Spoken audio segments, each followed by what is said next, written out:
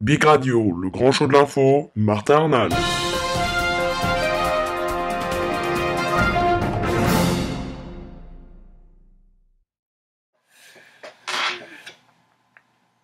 Bonjour à tous et bienvenue, merci d'être avec nous sur bigradio.fr, c'est parti pour le grand show de l'info, l'édition du jeudi 16 mai 2013.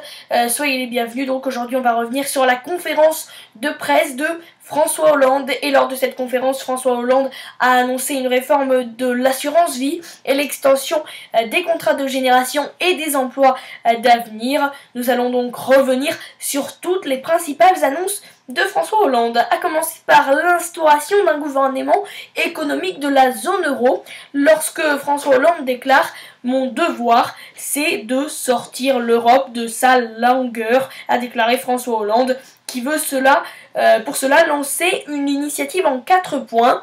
Premièrement, l'instauration d'un gouvernement économique de la zone euro qui se réunirait tous les mois et qui devrait engager un plan contre la lutte fiscale.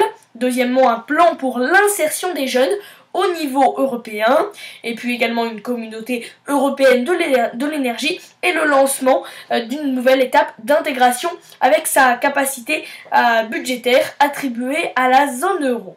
François Hollande a également annoncé qu'il voudrait ouvrir les contrats de génération et les emplois d'avenir au secteur privé. Tous les moyens sont mobilisés pour lutter contre le chômage, a assuré François Hollande, qui maintient son engagement d'inverser la courbe du chômage pour cette fin d'année. Pour cela, le chef de l'État a annoncé que les emplois d'avenir destinés aux jeunes sans qualification seraient élargis au secteur privé, notamment au tourisme et aux services à la personne, avec l'objectif d'en créer 100 000 fin 2013. Dans le même temps, le principe des contrats de génération, qui consiste à embaucher un jeune tout en conservant un senior, sera également à la création d'entreprises, à l'installation, y compris des agriculteurs. François Hollande a également annoncé une réforme de l'assurance vie. Et oui, il a donc annoncé que l'assurance vie serait réformée et a réaffirmé que l'imposition des plus-values mobilières serait révisée afin de mieux orienter l'épargne des Français vers l'investissement productif.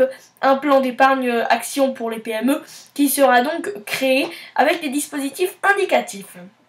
Mais également, François Hollande a annoncé son intention de faire appel à des fonds étrangers pour financer le grand plan d'investissement pour 10 ans attendu avant l'été. Tout ne peut pas venir de l'État, et donc pour financer ces investissements d'avenir, nous devrons aussi aller le chercher dans le secteur privé, dans le partenariat des capitaux extérieurs, des fonds d'investissement, parfois même de l'étranger. Voilà ce qu'a déclaré François Hollande lors de cette conférence de presse. Le Parlement, quant à lui, se verra proposer un texte pour accorder le droit de vote aux étrangers, aux municipales locales, après les élections municipales de mars 2014.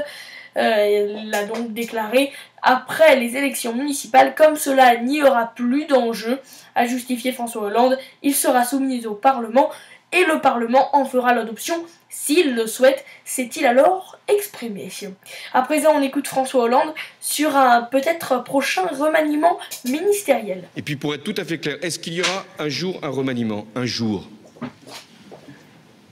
C'est possible, mais c'est pas aujourd'hui. Jean-Marc Ayrault, quant à lui, loyal à toute la confiance de Hollande. Et oui, le chef de l'État a renouvelé sa confiance au Premier ministre pour les mois qui viennent. Il a été qualifié de courageux dans une période difficile. Cahuzac, qui ne devrait plus se représenter à aucune élection. Le chef de l'État a été interrogé sur ce qu'il pensait de l'éventuelle candidature de Jérôme Cahuzac à la législative partielle dans le Lot-et-Garonne, prévue en juin. Il a notamment déclaré « Jérôme Cahuzac ne devrait pas se présenter à quelle élection que ce soit.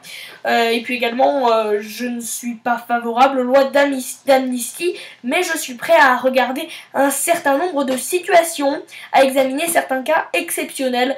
Voilà donc ce qu'a déclaré François Hollande. Pomme de discorde dans la majorité, la proposition de loi du Front de gauche sur l'amnistie des délits commis lors des mouvements sociaux a été renvoyée jeudi. en commission à l'Assemblée. Voilà donc ce que nous pouvions dire pour la conférence de presse de François Hollande. Allez, très rapidement, le bloc-notes, puisqu'il ne nous reste plus que quelques secondes, avec premièrement un homme qui se suicide devant des enfants d'une école de Paris. Un homme d'une cinquantaine d'années s'est donc suicidé devant des enfants et enseignants jeudi en fin de matinée dans le hall d'une école du 7e arrondissement à Paris. Vincent Peillon est arrivé sur les lieux.